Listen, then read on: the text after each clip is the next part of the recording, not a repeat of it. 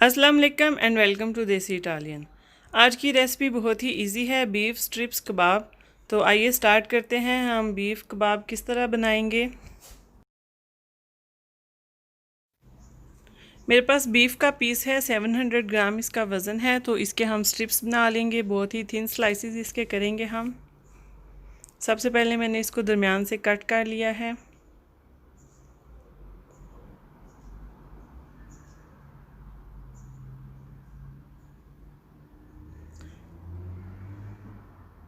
अब मैं इसको मज़ीद दरमियान से कट कर रही हूँ, क्योंकि ये बहुत चौड़ा पीस है तो हमने इतने चौड़े कबाब नहीं बनाने, इसलिए इसको दरमियान से 2 हिस्से कर रही हूँ मैं।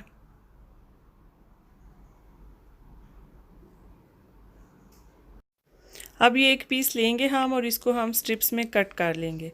कोशिश करेंगे कि हम बहुत थिन इसके स्लाइसेस बनाएं।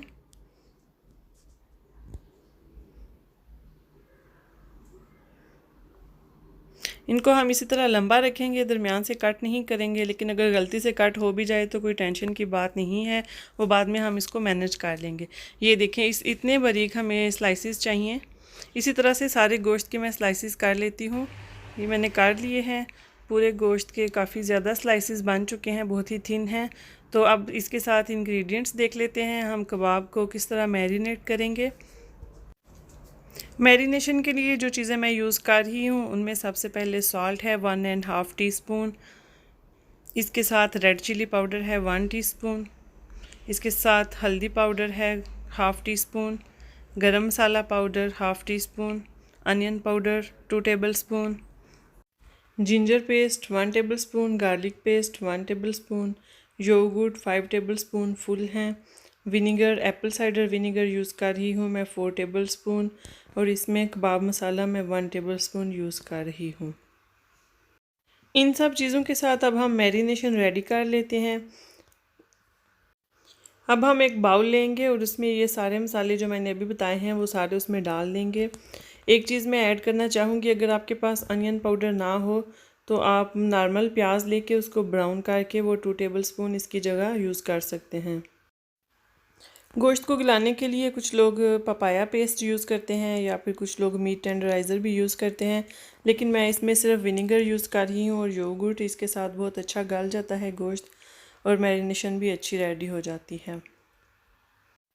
जिंजर और गार्लिक पेस्ट आप लोग फ्रेश भी यूज़ कर सकते हैं, क्योंकि मैंने फ्रीज़ की हुई थी इसलिए मैं वही यूज़ कर रही हूँ। इसका लिंक मैं नीचे डिस्क्रिप्शन बॉक्स में डाल दूँगी, किस तरह हम सेव कर सकते हैं लंबे अरसे के लिए जिंजर और गार्लिक पेस्ट।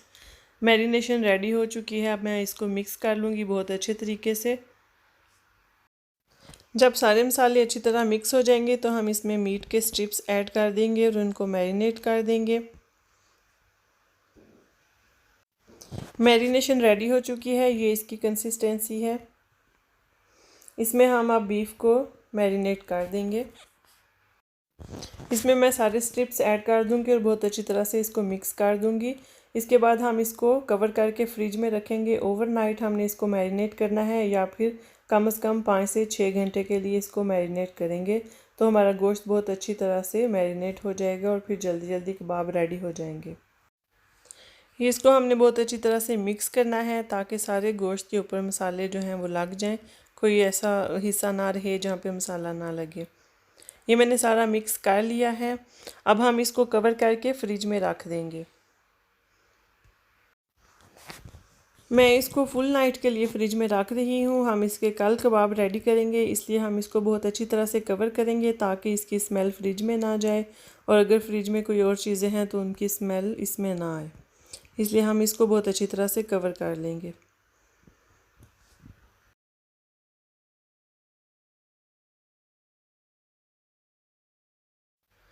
जो हमने बीफ मैरिनेट किया था उसको मैंने फ्रिज में से निकाल लिया है। अब हम इसको अच्छी तरह से मिक्स कर लेंगे। अब इन स्ट्रिप्स के साथ हम कबाब रेडी कर लेंगे सारे, और फिर एक साइड पे रख लेंगे। इस तरह से मेरे पास ये स्टिक्स हैं, तो हम इसके स्लाइसेस लेंगे, स्ट्रिप्स लेंगे और इन स्टिक्स के ऊपर हम इस तरह से चढ़ाएंगे। ये देखें, इस तरह से। इसी तरह से हम जो है 2 से 3 स्ट्रिप्स एक स्टिक के ऊपर लगा लेंगे और वो एक कबाब हमारा रेडी हो जाएगा। ये एक स्लाइस ऊपर चढ़ चुका है, इसको हम थोड़ा सा पीछे कर लेंगे। इसी तरह से हम अब एक और स्लाइस लेंगे और स्टिक के ऊपर उसको भी लगा लेंगे।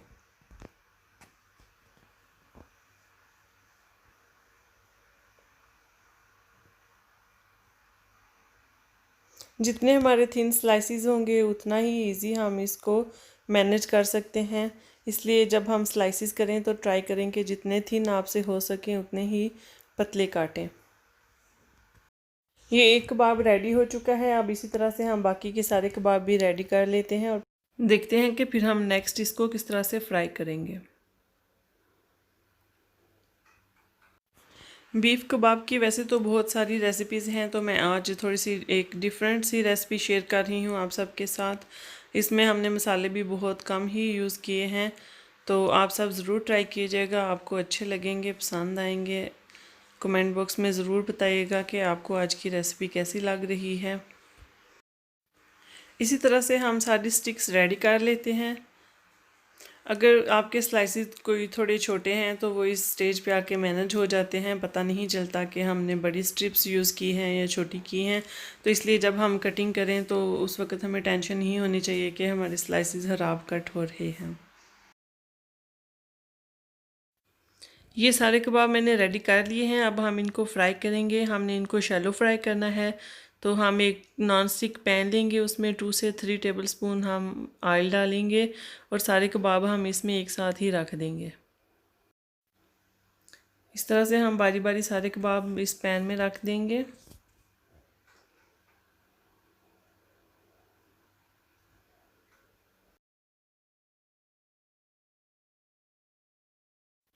अगर सारे कबाब पैन में नहीं आ रहे तो हम इनको ऊपर नीचे भी रख सकते हैं। इस तरह से सारे कबाब रख के तो हम इनको मीडियम फ्लेम पर कुक करेंगे। ऊपर से कवर कर देंगे, हम लिड के साथ इसको कुक करेंगे तकरीबन 15 मिनट के लिए। जो मसाला बचा था वो सारा मैंने इनके ऊपर ही डाल दिया है ताकि वेस्ट ना हो। अब हम इनको कवर कर देंगे और 15 मिनट के लिए कुक करेंगे। ये जी 15 मिनट हो चुके हैं। ये जो आप पानी देख रहे हैं ये मैरिनेशन का है, इसने अपना ही कबाब ने पानी छोड़ा है। गोश्त बहुत अच्छी तरह से गल चुका है। अब हम इनको इस तरह से पलट पलट के तो कुक करेंगे और ये सारे जूसेस जो हैं ये इसके अंदर ही हम ड्राई करेंगे ताकि मैरिनेशन जो है मसाले वो वेस्ट ना हों, इसके साथ ही ड्राई हो जाएं। अगर आपको मेरी रेसिपीज़ अच्छी लगती हैं तो मेरा चैनल ज़रूर सब्सक्राइब कर लें, साथ में बेल आइकन का बटन भी प्रेस कर दें ताकि लेटेस्ट वीडियोस की नोटिफिकेशन आप तक फ़ौरन से पहुंच जाए और आप जल्दी से वीडियोस देख सकें। बीफ स्ट्रिप्स कबाब हमारे रेडी हो रहे हैं। हम इनकी साइड चेंज करते रहेंगे ताकि इक्वल कलर आए। हम इनको गोल्डन ब्राउन करेंगे, बहुत ज़्यादा डार्क नहीं करेंगे, इसलिए हम इनकी साइड चेंज करते रहेंगे थोड़ी थोड़ी देर के बाद।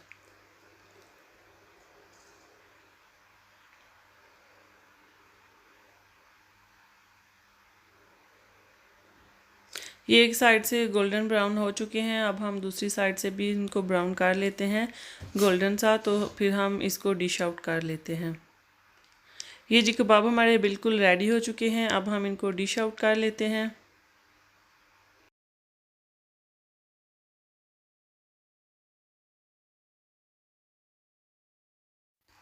ये हमारे बीफ स्ट्रिप्स कबाब बिल्कुल रेडी हो चुके हैं, बहुत ही टेस्टी होते हैं। आप सब ज़रूर ट्राई कीजिएगा।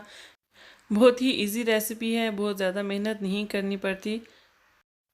आई होप आप सबको मेरी आज की इजी सी रेसिपी अच्छी लगी होगी। अगर पसंद आई है तो like share comment and subscribe ज़रूर करें और अपने कमेंट्स भी ज़रूर बताएं कि आपको आज की रेसिपी कैसी लगी। अब हम मिलेंगे नेक्स्ट वीडियो में एक नई रेसिपी के साथ। Thank you for watching this video.